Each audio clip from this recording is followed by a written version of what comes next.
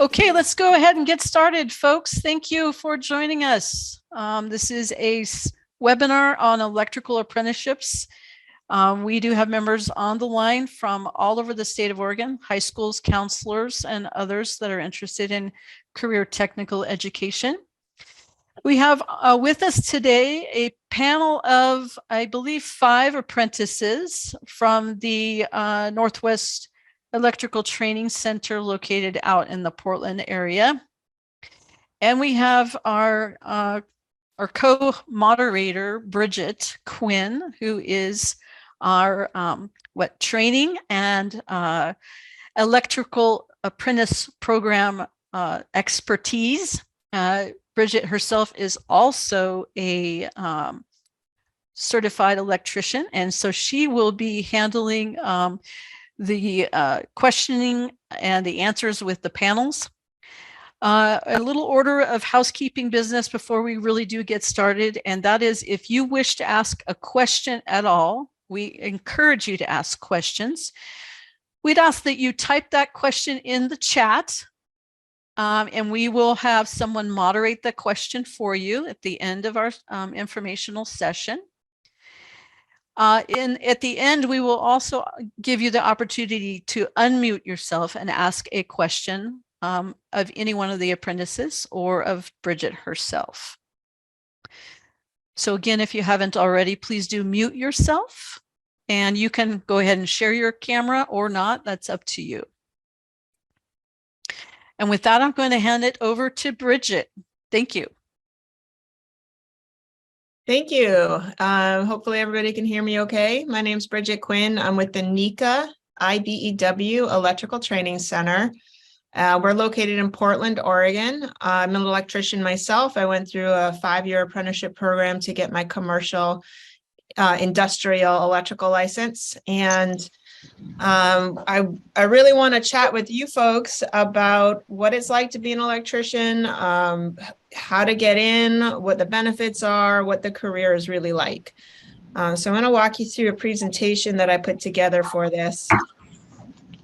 So we have a lot of different training centers across the country. We are located in Portland, Oregon. So you can see that there's a handy QR code here if you want to scan that. Or you can go to the Electrical Training Alliance website and type in what state you're in or what location you're looking for training in, and this handy map will come up. So we are located in Portland, Oregon, but there are training centers across the country. We have 1,050 apprentices. So we have quite a big program compared to a lot of the other apprenticeship programs in our region. Ages 18 through 20, you can see is probably the smallest group of age group that we have, and then the largest being age 31 to 40. So what we're going to do today, myself and the apprentices that are going to join us, is talk a little bit about why there's such that age jump and what you can do to be one of those apprentices that starts out when they're between 18 and 20. We have really good retirement, really good benefits. So if you start out at that young age of 18, you're really going to be sitting pretty good when you hit your retirement age. This trade is for everybody. So we are traditionally known as a traditionally male trade. However, we have a lot of women and we have a lot of people of color in our apprenticeship programs. And that number just keeps growing and growing. So I'm going to kind of assume that we're at the basic building blocks of knowledge as far as what you folks might know already about apprenticeships. So I'm going to break it down to you. Apprenticeship is essentially a combination of on-the-job training and classroom instruction. So your on-the-job training happens out on the job site. You get paid for those hours. You get an hourly benefit package for your health insurance and your retirement. And then we're also full scholarship. So that means that we provide a full scholarship, and I'll go into that in more detail. So our classroom training happens here at our training center. We're located on Northeast Airport Way in Portland. You go to school 1 day a week, and there's 2 10-week terms each year. So basically you're in school about 20 days out of the year. So you'll either be going to school 1 day a week in those blue winter months, and then you'll come back to school in those yellow summer months for 1 day a week, or you'll be going to school in the green months and the orange months 1 day a week. One of the nice things about classroom training is you do get a $290 check for every term of school you complete. Our on-the-job training. So the way that works is once you get accepted into our apprenticeship program, it means that we have a contractor that's waiting to hire you. We're going to put you through a 2-week basic skills class. And as soon as you're done with that basic skills class, you'll go out to work for that employer. You're going to work supervised. So you're going to be working on real job sites, building real buildings out there, hospitals, airports, schools, and you'll be supervised by journey level electricians.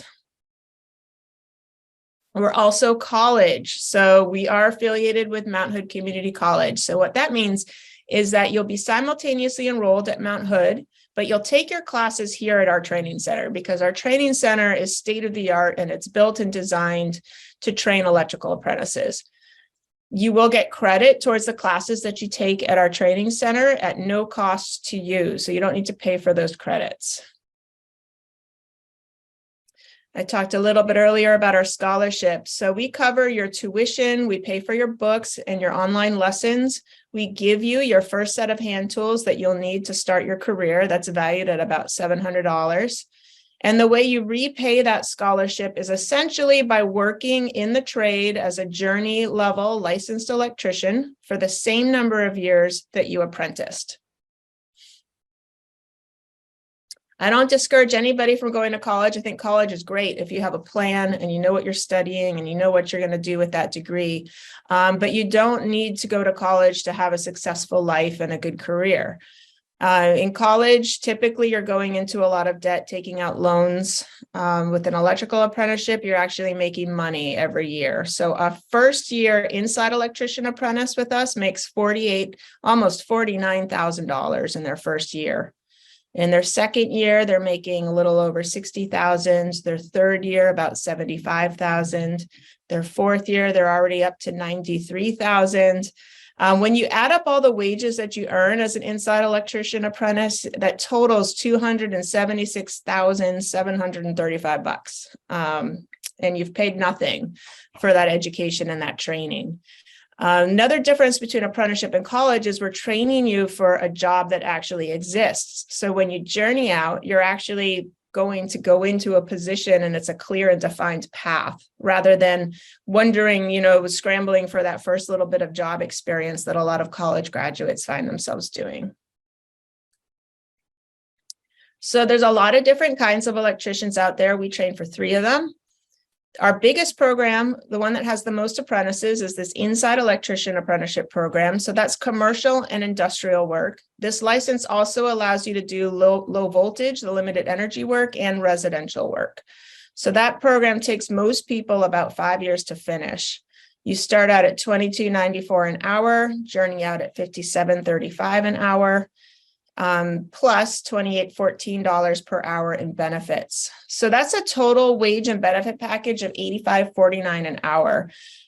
Think about this. If you were just making $57.35 per hour, but your employer was not paying for your benefits, then that $28.14 per hour would have to come out of your hourly wage. But instead, because we're union and we have really good union benefits to go along with our wages, your employer is putting that chunk of money and paying for that and putting that in your pot of money to pay for your benefits and health insurance and retirement. Your limited energy tech program, that's low voltage communication work. So telephone and internet, access control, CCTV. They do a lot of fire alarm work and nurse call systems in hospitals.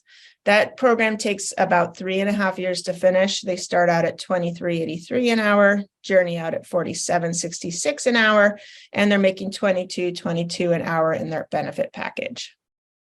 Residential program that's 3 stories or less takes about 2.5 years to complete. So they start out at $20.43 an hour, journey out at $37.15 per hour, and $18.52 an hour in benefits. So if you look at how much money you're making per hour compared to how many years you're going through training, it's pretty substantial. Your wage increases as you advance through your training. So I talked on that other slide about the wages that you start out at.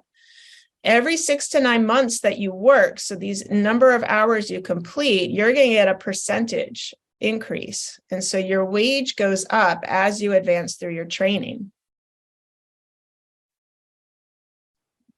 We'll talk a little bit about the application process. A lot of this information is online, so I'm not going to go into a whole lot of detail because I know that you guys mostly just want to hear from our apprentices and hear about their day-to-day lives. But the first step is to watch our orientation video, and I'll have a QR code for that coming up in a bit. And then apply online. Your transcripts need to be in PDF format. If you meet the qualifications, then you will be scheduled for an aptitude test, algebra, and reading comprehension. This is for the inside electrician and limited energy program. For the residential program, we do not aptitude test, so you'll move straight on to the interview. You'll get interviewed, you'll get placed on our ranked list. Once you get off that ranked list, you'll go through basic skills training. And that's basically an extension of the interview. We're still evaluating you to see if you're a good fit for our trade and our trade is a good fit for you. Educational requirements. So this QR code here, that's going to bring you to our orientation video. You can also find that on our website, nietc.org. Inside and limited energy tech, the qualifications are high school GED or a college degree. You need to have a 2.0 GPA or a 600 minimum on the GED. And you need a year of high school algebra or a term of college algebra with a C or better. Or if you have your GED, a minimum of 150 on the math. The residential program, you need to graduate high school or college or have your GED. There's no GPA requirement. You do need to have a 600 minimum on the GED though. And then the math requirements, a year of any kind of high school math or a term of college math with a passing grade or a minimum 150 on the GED math. So if you meet those requirements, you're scheduled for that aptitude test. If you apply for residential, you move straight to your interview. If you've applied to inside electrician or limited energy, after that aptitude test, you'll move on to the interview stage. So that interview, they're going to be scoring you on a few very important things. Probably the biggest one is they really want to know your interest in the trade. And you can demonstrate that by showing your knowledge of the trade, all of the research you've done. We really want to know that this is, something that you're really interested in and you're going to stick with it because it is a scholarship program and we want you to complete. They're going to look at your grades and your math skills. They're going to look at any mechanical skills you may have. I'll talk a little bit later about how you can get those skills. And then they'll also be looking at your work ethic. So that QR code there will bring you to a packet of application tips. That's probably one of the most valuable things that you can get out of this presentation as far as QR codes go. So I would make sure and scan that. I'll put it in the chat window as well when I'm done with my presentation. So you want to definitely do your research. There's lots of ways to research our trade. You can look on YouTube, you can look at LinkedIn, you can look at our website, look at our union's website, interview an electrician, try to find an electrician that you can interview and ask them about their day-to-day life. And get some kind of experience. So take some CTE and STEM classes if you have those available at school. You can get a part-time job to show that you're dependable. It's a bonus if that part-time job involves working in the weather or doing physical work or working with tools. But even just having a part-time job in high school shows the interview committee that you know what work is and that you know how to show up for a job. And also that's a good way to get your letters of recommendation. Do-it-yourself projects are great. So if you like to work on things around the house, if your family members or neighbors need help with projects, help jump in and help them with those. Take pictures and document it, whether you're building a fence or a deck or changing out light fixtures in your own home, something like that. You can volunteer for places like Habitat for Humanity and other organizations that do construction-related things to help out people in the community. You can go through a pre-apprenticeship program, and there's a list of those at that QR code that's on this slide. And then I'll talk a little bit later about material handling. That's working in our industry for one of our contractors, and probably one of the best things you can do to boost your application. You'll want to put together a portfolio. Start it off with a cover letter that talks about why specifically electrical. You know, there's a lot of different trades out there. There's sheet metal, there's plumbing, there's carpentry. Why electrical? Why is that interesting to you? And then your resume should really highlight any hands-on skills that you have, any tools you've used, any projects you've built. Letters of recommendation are critical in the interview. So you'll want to make sure that you come with some of those. And then photos, so document those projects and hobbies that you do, where you're using tools, you're working outside, anything like that. And then practice. So you're going to want to practice for that interview. It's a panel interview, so there'll be anywhere from 4 to 6 people on your interview panel. So that can be a little nerve-wracking. So definitely prepare and get used to asking questions on the fly. It'll help build your confidence. You want to make sure that your answers are clear and concise. You want to make sure that you're really showing your passion for joining our industry. And there's also some workshops that have been developed by WorkSource. So check out their website. They do have some skilled trades workshops that they've been working on and may be available for you by the time you get on and start doing some of this preparation work. So here's that information about material handling. And if you downloaded that application tips packet, this is fully explained and described. The whole process goes into detail of this process. But it's basically a really good step into apprenticeship. You're going to be working for one of our contractors. So if they give you a letter of recommendation, that's basically them giving you a big thumbs up to become an apprentice with us. You're going to gain a lot of knowledge about the tools that we use and the materials that go into specific electrical installations. And you're going to become familiar with a job site, which is definitely going to help when you get out there on your first job. You're already going to know, you're going to be pretty confident, you're going to know your way around a job site.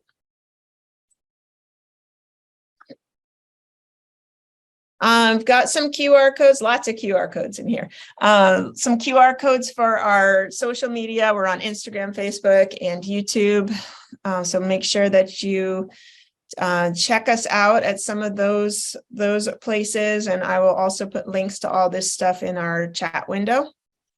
I'm going to close my screen share and take a look at oh, great. Thank you for putting those links in the chat window for me. Appreciate that. So I think what we'll do is if you've had any questions about the information that I just went into, write them down. We'll see. We're going to move on to the apprentice panel portion of this module, and we'll talk about some of the things that our apprentices do, and they'll probably answer a lot of your questions too. If there's any questions that aren't answered by the apprentice panel, we'll get to those during our Q&A session. All right, so I'm going to have our apprentices unmute themselves one at a time. So I'll call your name, and I just want you to please introduce yourself. Tell us your name, what high school you attended, which electrical program you're currently enrolled in, and why you chose that particular program. So Anne, why don't you go ahead and answer that question? Hi, I'm Anne. I went to high school in Vancouver, Washington at Heritage High School.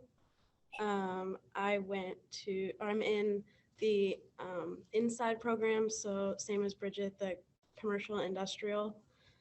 And I chose it because I wanted a career with a good wage, something I could do to work with my hands. I really like math, and that helps. I wanted to be a math teacher, but I didn't want to end up with school debt. So my dad offered that I should try it, and I tried it, and I stuck with it, and I really enjoy it. Great, thank you. Okay, Sam, do you want to unmute yourself and answer that first question for us? Hey, my name's Sam Romanchuk. I went to Hawkinson High School in Brushbury, Washington, next to Battleground.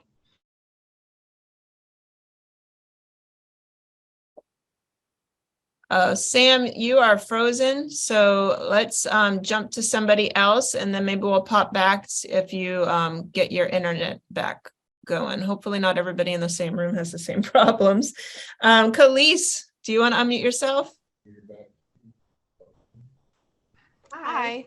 So my name is Khalees. I went to Woodland High School in Woodland, Washington. I'm in the inside electrician apprenticeship. And I chose this program because I decided that I wanted to challenge myself and kind of test my limits. I had heard nothing but good things about the IBEW from family and friends. And so far, I don't regret my decision at all.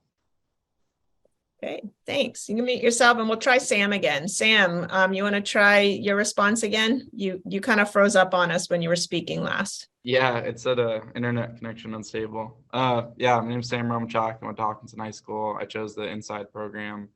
Just mostly more money, and then I also think it's like a more longevity and health for me. It was just like a better career path for me. Okay. All right, thanks. You can mute yourself. And Quincy, you want to introduce yourself? Hello, everybody. My name is Quincy. I'm also in the Inside Wireman program. I went to Clackamas High School in Clackamas, Oregon. The reason why I chose the inside program mainly was because there was no limitations. You kind of get access to everything.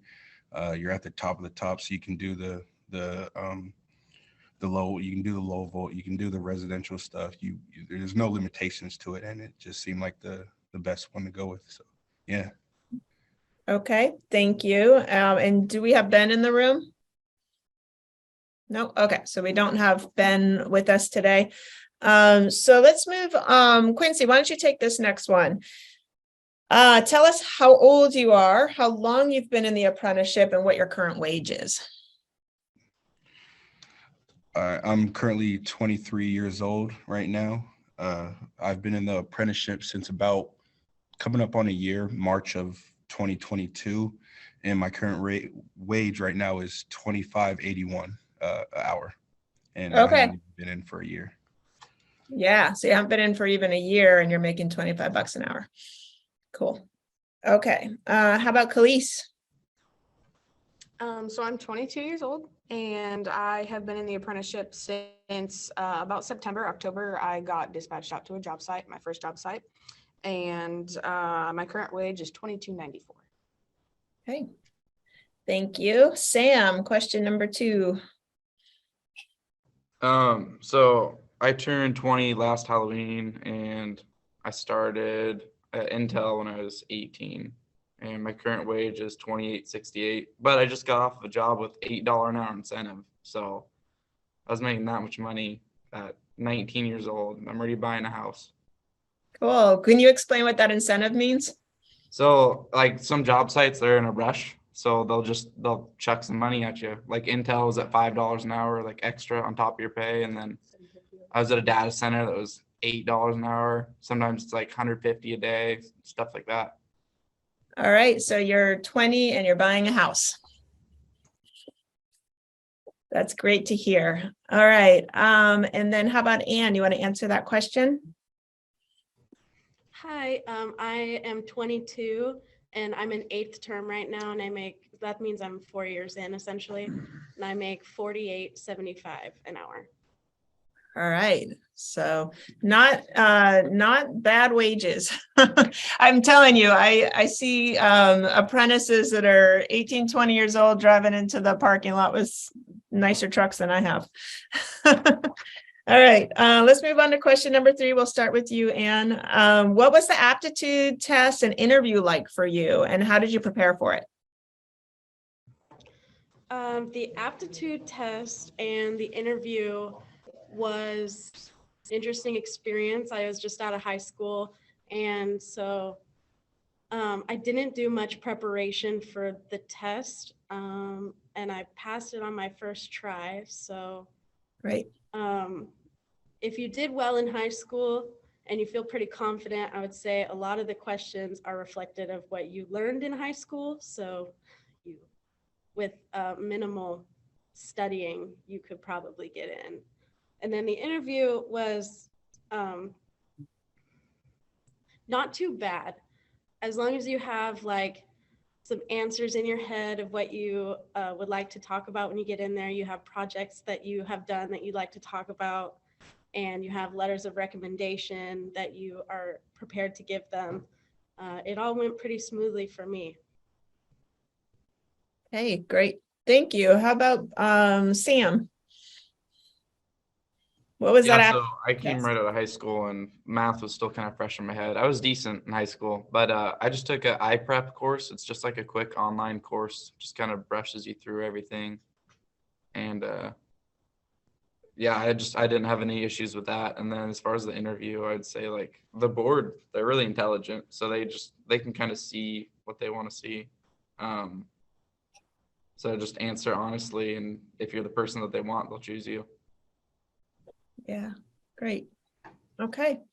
Khalees, what about that aptitude test and interview for you? So the aptitude test was a bit challenging for me just because I didn't join right out of high school or try to join right out of high school. But I prepared myself using the practice questions that were provided in the email. And I used free websites that helped me learn and comprehend those questions. The interview was nerve-wracking, just like any other interview. But I talked to a couple people that I knew within IEBW 48, and we did mock interviews. So that helped me out a lot. If you have connections, use them. Never be afraid to ask for advice and go into it with confidence. And I'm sure you'll do better than you think you did. Great.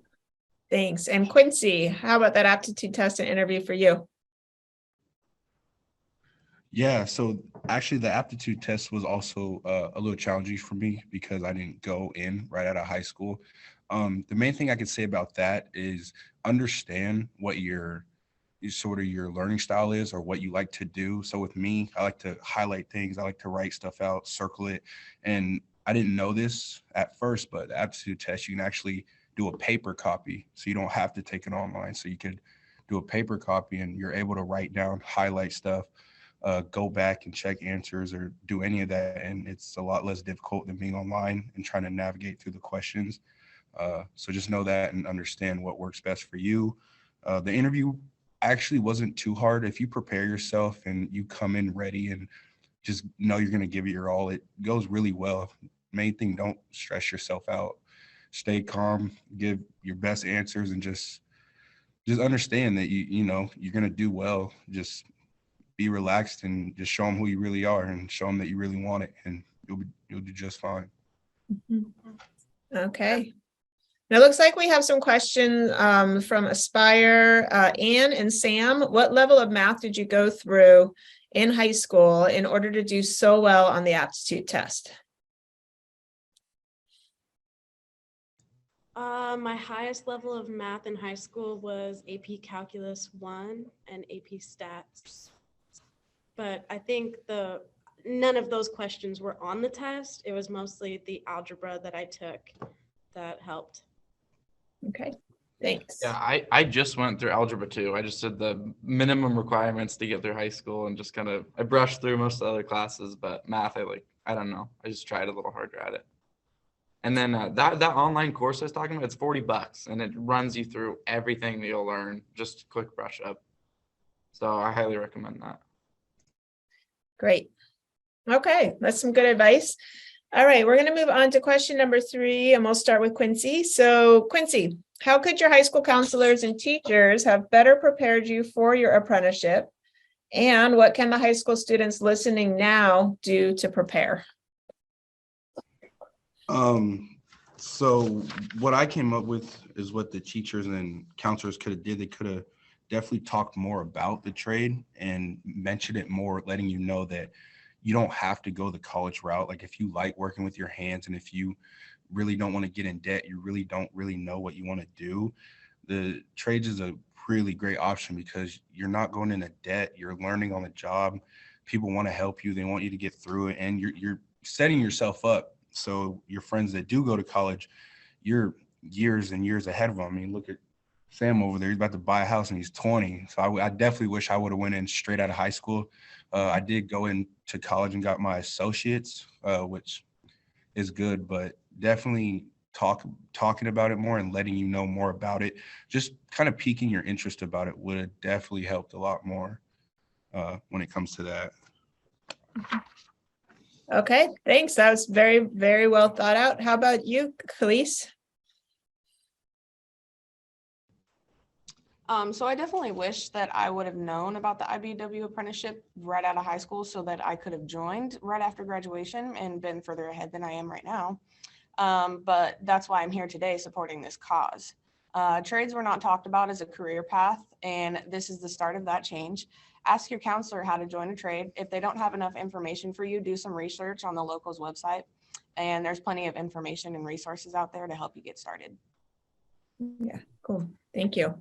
Sam. Yeah, it was college or military for me. That's like all I heard about. We did have a Cascade Tech program where we would, send some kids out to colleges to go explore some Oh, sorry. I don't know why you're, I don't know what's wrong with your connection. You're in the same room as everybody else. We'll jump back to you in a minute, Sam. Am I Sorry. getting cut out again? Oh, there you go. There you go. We can hear you now. The last thing we heard was military or college is all you heard about. Oh yeah. Yeah, I mean, and then it was just never talked about. So I would definitely recommend Cascade Tech. I was saying it's we would send some kids over to a college and they could explore some programs. But I would recommend just like working in high school, like go get a part-time job, even if you're just sweeping in like a mechanic shop or something, like you're around people working and you're working, 8-hour days and stuff. Mm-hmm. Yeah, that's really good advice. Thanks. How about you, Anne? Okay, so when I was a senior in high school, I was still in like a college 101 class where they were setting you up to go to college. I was full on board until I heard about it, really. And if I hadn't heard about it from like my dad and other people in the trade, I would have never gone into it. I would have gone straight into college after high school. So I definitely think that more high schools should be talking about trades as an option after high school, especially if you don't want to go straight into debt, especially if you want to work with your hands, stuff like that. So college is not your only option. And I think this is a great place to work and build a career for yourself. Okay. I'll add one more thing Yeah. about what you can do to prepare for it. Just get familiar with it. Watch videos on electricians, see what their everyday life is. There's tons of videos on YouTube and the internet that you can look up and see what their life is like. If you know any electricians, talk to them. Really just do anything. Get familiar with your hands, take stuff apart, put stuff together, as long as you're not messing anything up. Just figure out, look up different tools, how different tools work, what the typical electrician tools are. Just really try and help yourself if this is really something you want to get into, and make sure you really know what you're getting into as well. Just want to put that out there. Yeah, I'd like to recommend just like anything outside of electrical work too. Like if your school offers wood shop, or like if you feel like any projects, like mechanical projects at home, any of that stuff's gonna be awesome. Just knowing how to read a tape measure. It's crazy. Yeah, that's a big one, folks. Make sure you know how to read a tape measure and how to add and subtract those fractions really proficiently, really quickly, because you're going to be doing that all day long on the job site. Yeah, those are all some really, really good pieces of advice. Let's start with Anne again. Can you describe the project that you're currently working on now? And the environment. So the temperature, weather, what kind of gear do you wear? What kind of clothing do you wear so you're prepared? Right now, I'm working on a shutdown at Malarkey Roofing. So it's a very industrial environment, big machinery. Right now, we're working on a piece of equipment that laminates roofing tiles together. They just did a huge project where they shut down the whole machine, took out all the guts from the cabinet, and then replaced them with new. The environment is very dirty and gross, but and it's cold because it's like an open warehouse with big doors that are open all the time, forklifts flying around and everything. So like hard hats, safety vests, steel-toed boots, that sort of situation. But I really, really like it. It's really fun. Okay, great. Thanks. How about you, Sam? So I've been doing a lot of big data center work, and I've been outside past, almost a year now. So during the summer, it was just t-shirt and pants, just as light as you can wear pretty much. And then obviously it's been cold and rainy recently, so lots of warm clothes, rain gear, muck boots. Sometimes I go underground in vaults, uh, big wire pull days outside, just getting poured on, but I love it. It's good stuff. Thanks. So Sam, we do a lot of work in data centers in our area. Data centers and hospitals are some of the biggest, pieces of the work we do as electricians. Can you explain what a data center is? So it's basically like, it'll be like for Google or Twitter, and it's just storage. Think of it like a big hard drive pretty much, where your storage goes, it sits there, and then it gets sent out to your phones. Like when you have a Apple Cloud, there's a big data center that stores all your pictures in it. And then when you want them, bring them to you. Cool. Thank you. All right. So Khalees, can you describe the job site that you're working on now? Yeah, so right now I'm at Intel. The three main kinds of projects that we work on are install, demo, and conversion. Most recently, we've been pulling wire through raceways that we had already routed to power up a new tool. Uh-oh, Khalees, it's your turn to cut out on us. My suggestion is to turn off your camera, those of you that are in that room with the apprentices, unless you're speaking. That'll increase your bandwidth. Good idea. All right. So oh,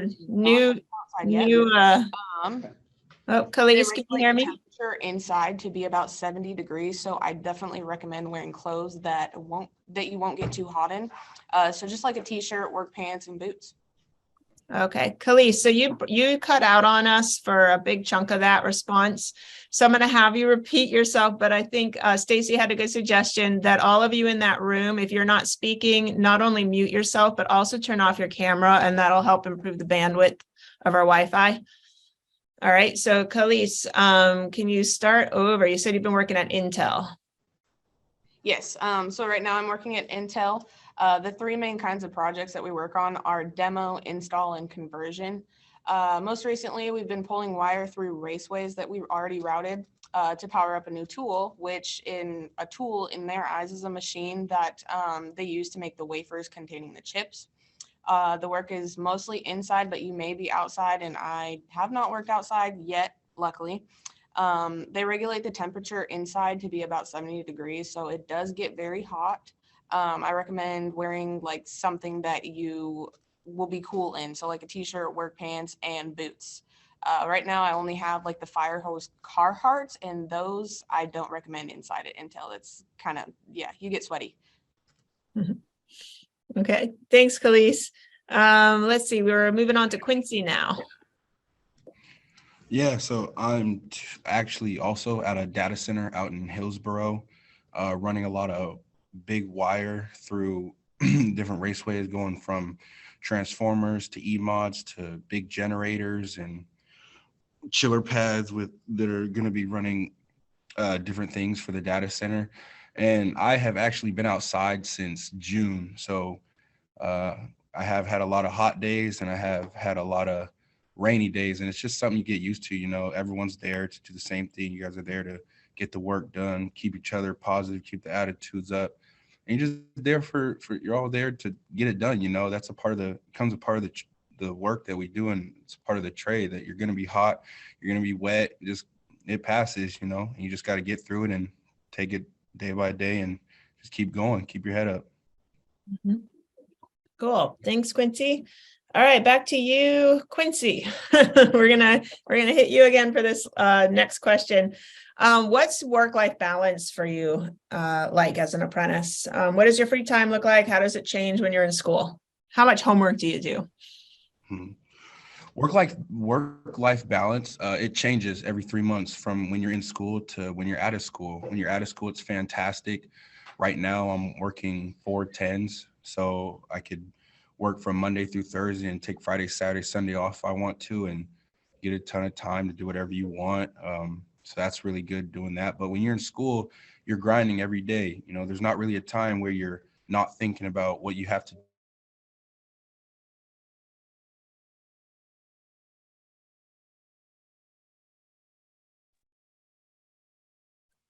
All right, Quincy, we've lost you. Can you hear me? Yes, we can hear you. Okay.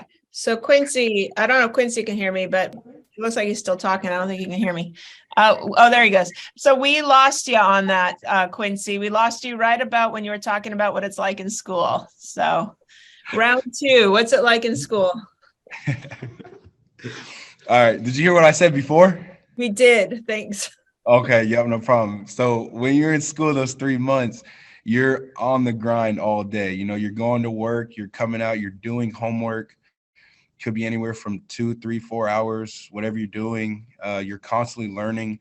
So you're grinding for those 3 months, but you're grinding those 3 months so you can relax for the next three. That's mainly what it is. Work-life balance can be a little difficult with family and relationships that you have going on during the 3 months that you're in school. But it, like anything, you know, once you get through it, you get a little break, it passes, and then you're on to the next one. So that's how I take it right there. You just grind and then you relax and then you grind. You get in a rhythm and you just got to keep it going. Okay. Yeah, I remember those days. Okay, Khalees, what about your work-life balance in school? So I know that as an apprentice, you do have a pretty busy schedule. I personally haven't started school yet because I pretty much just started, like I had said earlier. But when I do start school, I plan on like trying to do my homework as soon as I get home. And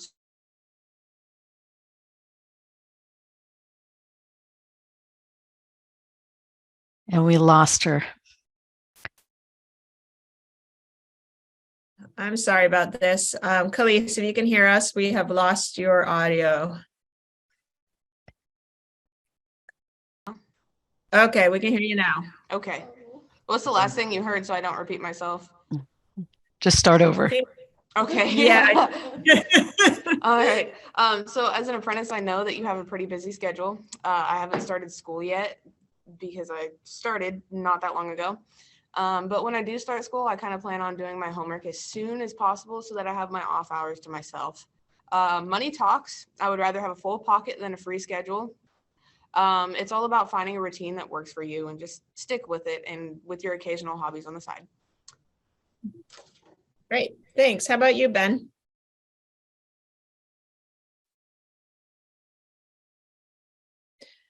Okay. I'll do it. Ben's not here, but Oh, I'm not Ben. I'm sorry, Sam.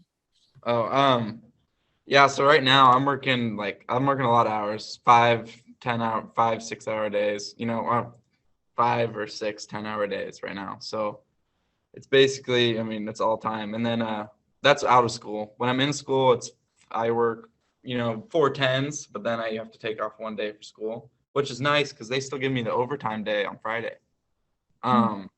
And during school, I get all my homework done on a Saturday, just the weekend, you know, Saturday or Sunday, whatever day I have off. I get it all done, prep for my test. And then the night before school, I'll just go over and practice for my tests. It's not too bad. And like you said, it's only every other 3 months. Okay. Thank you very much. And how about you, Anne? Okay, so this career, it has busy times and it has slow times, and that so last week for me and the weeks before, a few weeks, I was doing 7-12, so I was working nonstop 12-hour days. That's good for money, but as soon as I started school on like the 5th of this year, I was like, okay, I need to have a day off to do my homework and rest and recover, but take advantage of those busy times when there is work, because you know there's going to be slow times coming, and you're going to want to take time off when you're out of school just to have some fun, because when you're in school, it's hard to get time off, go out on the weekends, because you're usually doing your homework. I'm like the same as Sam. I do my homework like 1 or 2 days on the weekends, and then before school, I'll study before I get there, and that works pretty well for me. There's some projects when you're in school that take a little bit more time,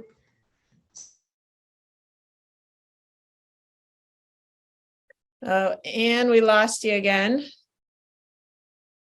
We can see your video moving, but we can't hear you. I'll mute mine over here. Oh, I can hear you now. Okay. Well, I'll just continue here. Okay, what did you hear? You were talking about how, like Sam, you like to do a lot of all of your schoolwork on the on the weekends. There are a few projects that you'll need extra time to do throughout your apprenticeship. There's several like blueprint projects and stuff that you'll have to spend more time on than just like your regular weekly lessons online. So it's nice to have a weekend day to end up doing it. It's definitely doable. You can still do your hobbies. I like to go camping. I like to work out and lift weights. So I still find. All right. So while you all are figuring that out, I'm going to share my screen. I see there's a question about school in the chat. So I just want to kind of explain that a little bit better. Do you all see that calendar up on the screen here? Yes. Okay, so school apprentices attend school 1 day a week for 2 3-month-long terms out of the year. So if you're an apprentice, let's say you just happen to start school in January, you're assigned to attend school on Wednesday. That means every Wednesday during these blue months, you attend school at our training center from 7 to 3:30. And then the rest of the week, you're working. If your contractor has these hours available for you to work, you'll be working the rest of the week. So then when you finish your term, your winter term, you're going to have spring term off, and we'll have different apprentices here in the spring, and you'll come back, let's say in the summer, let's say you have school on Tuesdays. That means you come to school every Tuesday. So 1 day a week for July, August, and September. And then you have the fall off, and then you're back in school in the winter. So hopefully that makes a little bit more sense to folks, how that apprenticeship school schedule kind of works. All right, so let's get back to our questions. That actually was our last one, and I think everybody was able to answer it. So do you want to move to questions in the chat and then questions from the students? Yeah, let's start with any questions that folks have typed into the chat window, and I'll let. Okay. So are there any I'll take questions? it, Stacy. Thanks, Nomi. Yeah, so most of the questions, thank you to Kanitha, who has also been answering questions in the chat, which is great. I think that the school schedule was one, but there's also another question about the English language requirement. And Kanitha did say that that everything is, of course, school is done in English, and there's English required there. So I don't know if there's any other information you want to add about the requirement level as far as English language. Yeah, I wouldn't say we have a particular level they need to meet. However, the aptitude test, they do need to pass that aptitude test, and half of that is reading comprehension. There is a program at Mount Hope Community College called STEP Apprenticeship, and they offer assistance to folks who are trying to get into an apprenticeship program, and maybe they're ESL, and they kind of can provide some services there to assist. Mm-hmm. Okay, I think that covers the questions we have in the chat. So I think we could take questions from the people in the room. Okay, I do have a question I see in here that does our union also support sheet metal and plumbing trades? So I want to explain that a little bit. So our trade union is the electrical International Union of Electrical Workers, and International Brotherhood of Electrical Workers. Some people nowadays want to say that B stands for bunch instead of brotherhoods, because there's a lot of brothers and sisters in the union. But so we are electrical workers, but there are labor unions all across the trade. So there's the plumbers union, which is UA 290. There's the carpenters, there's the sheet metal workers, there's the painters and allied trades, there's the masons. There's tons of different apprenticeship programs out there. And I will put a link to an at a glance sheet in the chat window, so you can check out some of the other union building trades, and it will at a glance, you can see what their starting wages are, what their journey wages are, and any educational requirements. That's fantastic. Thank you, Kanitha. Thank you. All right, so we're going to open it up. You can type a question into the chat, or if you would like to unmute yourself and ask a question. I think anything goes. You can direct a question to a panelist that spoke or to Bridget. I see one question here that was just put in. It says, what would happen if you needed to move at some point? Okay, sure, I can answer that. So if you start your apprenticeship with us here at Local 48, and let's say you decide to move maybe to Southern Oregon, Central Oregon, or maybe another state, it's going to depend on that particular training center. So we're more than happy to work with you as far as getting you your documentation of your on-the-job training hours and your classes that you've completed. But you'll need to check with that particular training center to see if they accept direct transfers. If they don't, for example, we don't. So we require folks to go through our application process. And then once they're accepted, we'll evaluate where we would place them in our apprenticeship program. Thank you. There's a question here about how many students accepted into the program each year. That's a great question. That really depends on the economy. Right now, our economy is really strong. We've had a goal to take in about 300 apprentices each year for the past few years now, going on a few years. So I think we've ended up averaging about 230 to 250 over the year. When we are real busy, we take in new classes pretty frequently, and it's pretty, your odds of getting in are a lot better. When we slow down, so when the economy slows down and people aren't doing as many projects because the economy is slow, we don't need as many electricians. So we'll slow down how many classes we take in. Thank you. One of the questions is about whether or not this is something you can start while still in high school. No, the apprenticeship, you need to be 18 to work on a job site. So you need to be 18 to begin your apprenticeship program, and you need to have met all of the minimum educational requirements, which involves completing high school. Okay, thank you. If you interview to get into the apprenticeship program and you don't get in, what could you do in order to improve the odds of getting in another time? How long do you have to wait in order for that to happen? Yeah, so we have what's called a re-interview process. Once you interview, you're kind of stuck on that list for 2 years. You can't reapply. But if you do something to improve your qualifications, then you can request a re-interview. I'll share my screen and I'll bring you to our website. So this is a pretty important website to kind of learn how to navigate. It's nietc.org. Maybe Kanitha, you can put that website in the chat for me. But on the applicants tab, you'll see a lot of information like the orientation video, the application process, preparing to apply. This section here is really got a lot of good information. And it talks about our re-interview process. So there are some qualifications you need to meet to qualify for a re-interview, but it is possible. So basically you need to wait 6 months and do one of these 2 things listed here on our website. Then you'll have another interview, and chances are you will rank a little bit better. Maybe you'll rank a lot better. Maybe you won't rank better. It's not guaranteed to make you rank any better, but usually it does help. Okay, thank you. Would taking a pre-apprenticeship program help your application? Yeah, that certainly does help your application quite a bit. So what a pre-apprenticeship program does is it kind of gives you a little bit more insight into the construction industry. So when we get a graduate from a pre-apprenticeship program, we know that they know what they're getting into. We know that they know that they're going to be hot and sweaty some days and cold and wet on others, which kind of ensures that they know what they're getting into. Therefore, they're not going to be surprised and decide they don't want to do this anymore. It also means that they've probably got some tool experience. They know their way around safety and things like that.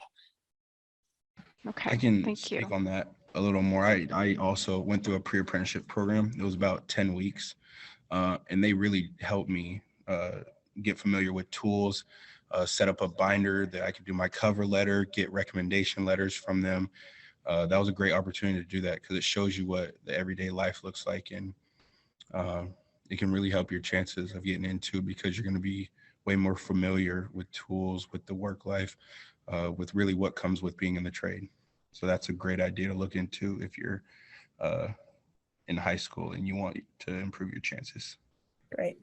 Thanks, Quincy. Can you talk a little bit more about the work? And we've had a question about, are you guaranteed to work through the time? Thank you, Kanisa, for saying, you're not guaranteed to work, but it's kind of dependent on demand. So how does that work? What does that look like once you start this program and going forward? Yeah, maybe I'll ask, so Anne, you've been in the apprenticeship program for 4 years, so you've probably seen a pretty good swath of what our economy does. Do you want to maybe explain if you've had any slow times and what you did during those slow times versus some of the busier times? I have been lucky enough to not have too much time off. I think maybe the most time I've had off was a week, maybe a couple of short weeks here and there, like, hey, we don't have any work for the rest of the week and it's Wednesday. How about you take 2 days off? So thankfully, I haven't had to deal with that too much, and I'm in service. So there are short days every once in a while where we'll finish a job faster than we'd like, or, it's nice to finish a job quick, but you don't get paid for the hours you're not there. So obviously, if you finish after 6 hours, you're not going to get a full days of pay that day. Can you explain what service work is? Sure. So if you get into service, which I think you should, it's a very broad range of different jobs that you'll look into and work. Oh, bummer. We lost your audio.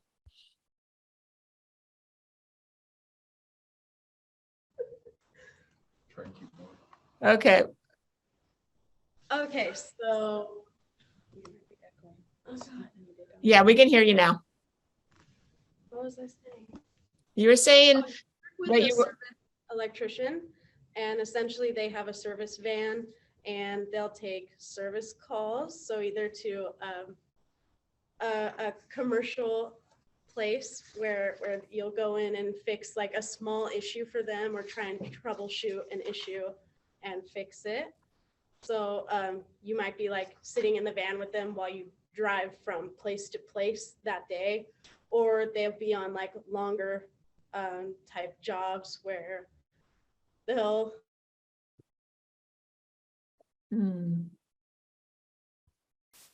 Lost you again.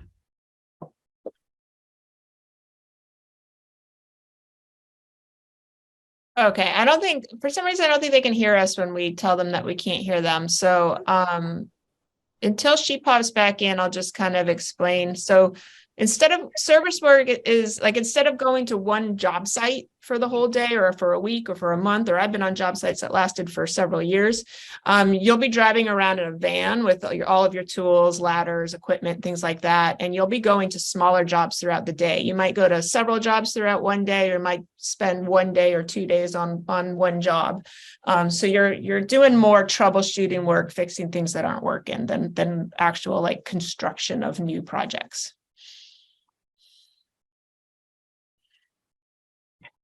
Okay, why don't we switch to a new question, but we may need to come back around to the other question regarding workload and continuing forward. So we've got a question here about the cost, and thank you, Kanisa, for responding, but it's kind of talking more about how that cost actually works. Do students need to complete a FAFSA for this? And then we've got an answer in here from Kanisa regarding that, but maybe talk about sort of like the long-term commitment to it. Could you describe that again, please? Yeah, absolutely. So think of it as you're going to school on like a sports scholarship, right? So it's kind of why it's so competitive to get into our program, because it is a full ride scholarship. So they don't need student aid because we provide it. Our industry self-supports our apprenticeship programs. We don't get any government money or anything like that to support our apprentices. So our contractors and our union are paying for all of our apprentices to complete their training. So that means, they don't need to pay tuition. They don't need to pay for their books. They don't need to pay for their first set of tools. They'll have some small out-of-pocket expenses like rain gear and work clothing and things like that. The way they repay that loan is, well, first of all, they need to stay in the program. So they need to fulfill their side of the agreement, meaning they're going to keep their grades up in school, just like you would on like a sports scholarship. So you need to keep your grades up. You need to get good reports from work. And then when you journey out and get your electrical license, the way you repay that scholarship is by working for a union contractor who pays into our training fund for the same number of years that they were an apprentice. So if you went through the 2.5-year residential program, you journey out, you get your license. All you need to do is work for 2.5 years as a journey level worker for one of those contractors, and they've fulfilled their scholarship debt. Basically, it's working in kind for one of our contractors. If they decide to leave the industry completely, or if they decide to go work for our competitors over on the open shop non-union side, then they would be required to fulfill that obligation by paying us back the monetary value of their training. Thank you. We've got a question here about how women are treated on the job and whether or not they would encourage other women to do this work. This question is directed towards Anne and Khalees, but whoever feels appropriate to answer it would be great. So we are not treated any differently as women. We are expected to show up and do the same kind of work that the men are doing, and maybe even try to do better than them, outdo them. So everybody has their strengths and weaknesses, and that's something that everybody, not just like male or female, but tall and short, skinny and fat, like everybody has different things that they bring to the table, whether it's like physical strength or your mental strength. So there are things that you're expected to do, you're supposed to learn, you're supposed to be able to physically capably do things, but obviously if they're telling you to lift something that you can't physically lift or fit in somewhere you can't physically fit, then they'll just they won't treat you any different. They're just going to find somebody else who's able to do it. Yeah, and I've had a lot of journeymen and other fellow apprentices that kind of let me have it easy, but don't do that. I tell them no all the time, because what you're doing is you're wasting your apprenticeship if you just take the easy route. You're here to learn, you're there to work, you're there to make money, and continue your apprenticeship. I'd just like to add like leverage and mechanics are huge too. I mean, you can smartly lift things and move things that you couldn't do if you were smaller. Yeah, use gravity to your advantage. I mean, everyone does have their strengths and weaknesses, but you can work around them. Mm-hmm. Cool. Thank you for that. There's another question here about opportunities for undocumented students. Mm-hmm. Sure, I can address that. So they will need I-9 documentation to begin their on-the-job training. So they do need to have the legal right to work in the United States. Okay, thank you. Pay differential between normal electrician work and service electrician work? Sure. We work under what's called a collective bargaining agreement. So that's the agreement that our union has negotiated on our behalf with our input with the contractors. And so they're not allowed to pay us anything less than what the bargained wages are. And I had showed a slide that gave the wages. They cannot legally pay you less than that.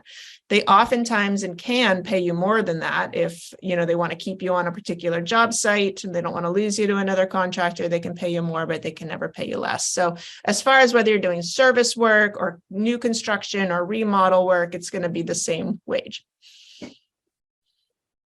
Thank you. Thank you. So I'm scrolling back up. I kind of feel like we've hit all of the questions. If I've missed something along the way, please toss it back in at the bottom so I can be sure to catch it. But anybody want to raise their hand and ask questions of the apprentices? There was a question about the pre-apprenticeship programs. Oh, there is? Okay. Can you read that out loud, Kanitha? I can't find it. don't turn it up. What was the question? Sorry. Are there recommended pre-apprenticeship programs? Oh. Oh, yeah. So let me see. So I'm trying to put some links here in the chat window. So hopefully these go through okay. But as far as pre-apprenticeship programs, yes, that application tips packet that we posted in the chat window a while back, I'll try to find that link again and put it back in there. That has, I think on page 2 or maybe page 1, a list of pre-apprenticeship programs, but you can always go to the Bureau of Labor and Industries website, and there's constantly new programs being added to the list of Bureau of Labor and Industry approved pre-apprenticeships. And so I'm going to put that link in the chat window. Some of them are high school related. So within high schools, some of them are post high school. Some of them are for people who maybe didn't finish high school and want to complete high school. But you can kind of sort and filter through that list on the website. And then I see a question about how does retirement work? So we have pensions. We have 3 different pension plans, 4 because one of them is electable if you want to put money into it or not. They're really solid pension plans. They're some of the strongest in the country. I mean, I've talked to union electricians retired who make more money retired than they did when they were working out in the field. So really solid. Of course, it's going to depend on how many hours you put in, right? So if you get in right out of high school, you're going to have a pretty fat pension when you retire. I do want to talk a little bit about the timeline. It can be, I showed you that slide where it broke down the age groups of people in our apprenticeship program. The average age of an incoming apprentice for us is about 28 years old. I think a lot of that has to do with the fact that, like everybody on the apprentice panel, nobody talked to them about apprenticeship when they were in high school. So they didn't find out about it until they'd already gone off and tried college or maybe entered the workforce right away and didn't quite find, their stride, which is what happened to me. I went to college for 4 years and discovered apprenticeship, when I was 25. So I think that's why that age is so high, but also it can be challenging sometimes for an interview committee to take a look at somebody fresh out of high school who doesn't have a documented history of showing up for work on time and being reliable and having that work kind of life experience, which is why it's so important that you do find a way to prove those qualities within yourself. If you don't have those qualities yet, work on them while you're in high school, get those letters of recommendation, do some clubs or sports, or like Sam had said, having a job, any kind of a job really helps a lot too. I also want to, take a moment too, to not let you folks get discouraged. A lot of people have to apply in interviews a couple times, sometimes several times before they can get into the apprenticeship program. It took me 2 interviews to get in. It was a slow economy, and I actually had quite a bit of construction experience. It's just that the economy was really, really slow. So I interviewed twice, and I think about that now. If I hadn't, gone back and tried again, I really don't know what I'd be doing. So it's been a wonderful career for me. Kanitha, do you want to add anything to that?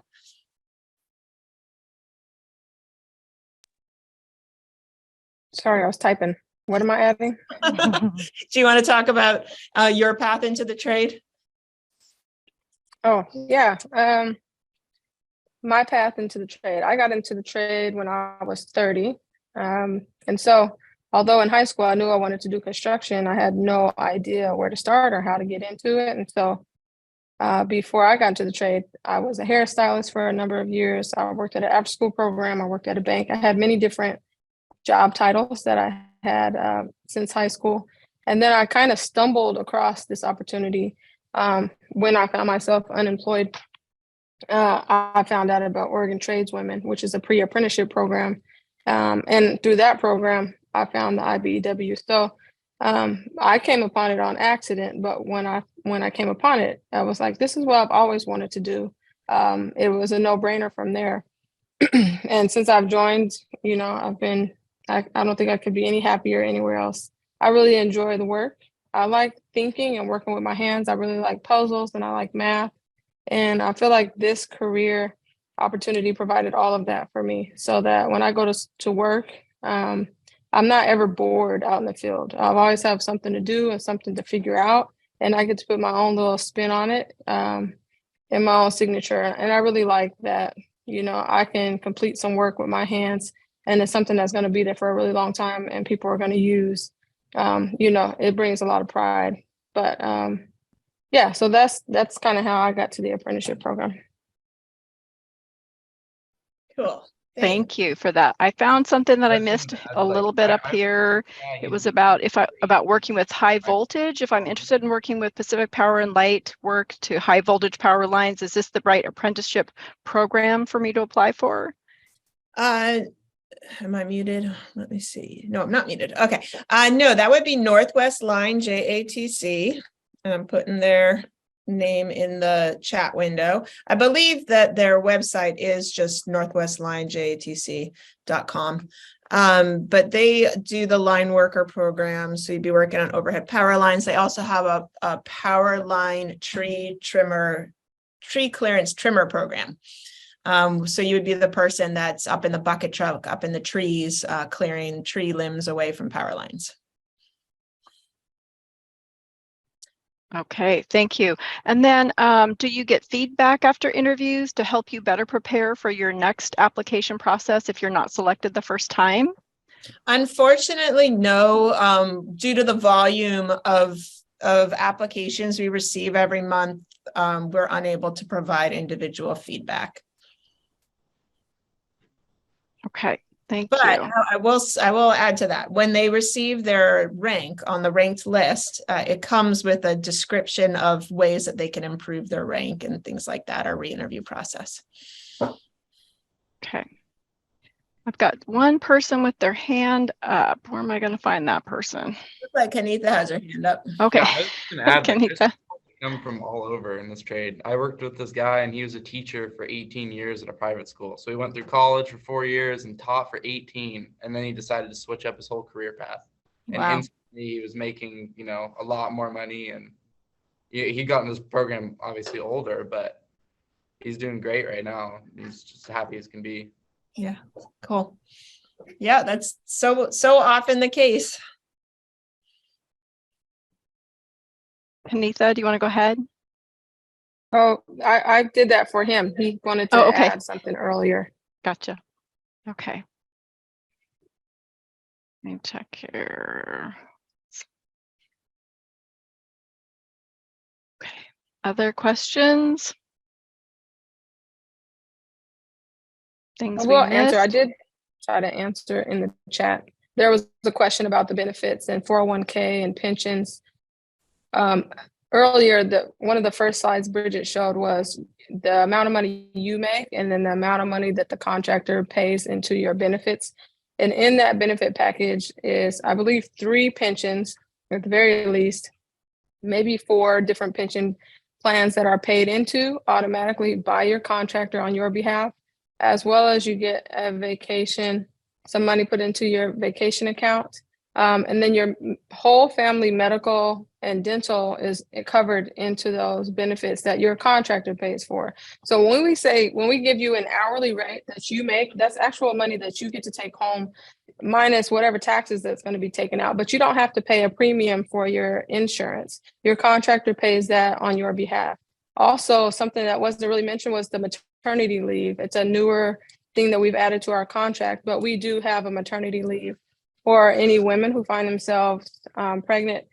We have a maternity leave, I believe it's 26 weeks total. So if someone gets pregnant in the trade, as long as they've worked a certain number of hours for a contractor within a year, and the number's not super big, they get 13 weeks of paid time off, paid at $800 a week prior to the due date, and then another 13 weeks after they have the baby at the same rate of $800 paid a week.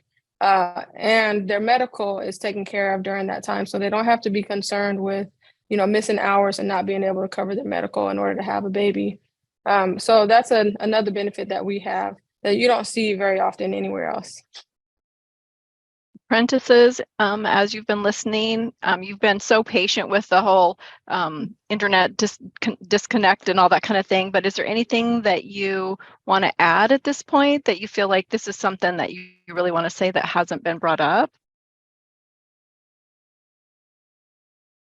I just like to say, I mean, there's a lot of ways to like live your life in this career. I mean, I know a lot of people, they'll take off, like 8 months of the year, they'll go work a couple months, take the rest off. You can travel, you can be on book 2 for other locals. Like I said, I'm getting a house right now. I'm going to try to get some more, hopefully, before I can even retire. And I don't know, you can work tons of overtime. You can work 5/8. You can, take months off at a time. You can take years off if you want to go travel. There's just a lot of opportunity here. Thank you. I'll hit on something too. This school is definitely, it takes work and effort. It's not going to be a breeze. It's not going to be easy. So make sure this is really something that you want to do. I know for someone like me, sometimes it could be a struggle understanding different concepts and understanding how things work. So I'm one of those people who have to go home and put in that extra time and really not get down on myself because I don't get something as quick as other people do. So make sure there's really something you want to do. It's not gonna be a breeze. You're gonna have to work for it every single day. Any other questions from the audience? I notice folks are starting to drop off. So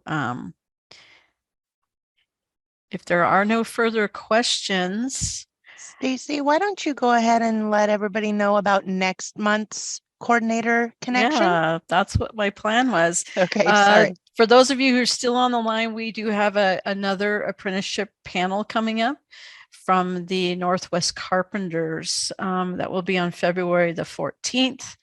And we'll be getting out information about that as well. I especially wanted to say thank you very much to the 4 apprentices and Kenitha and Bridget. I think this has been a phenomenal time. Your voice and your experience speaks volumes to all of us, and we really, really appreciate it so much. And Bridget, thank you so very much for taking the time to collaborate on this. And I really appreciate the time and the effort. And I know that all of the 4 apprentices on the line, they actually had to take time away from their work to come in and do this. And I cannot thank you enough. Bridget, did you have closing comments? I know folks are wanting to reach out to you directly, but you probably don't want to be inundated. So how do they reach you if they have questions? Or who do they reach out to? Yeah, I can put if you have specific questions, you can reach out to me. If you have questions about the application process, you can reach out to the website, the email address that I'm putting in the chat window. Wonderful. And then I think that Kenitha's parting words pretty much sums it up. Spread the word, apprenticeships rock.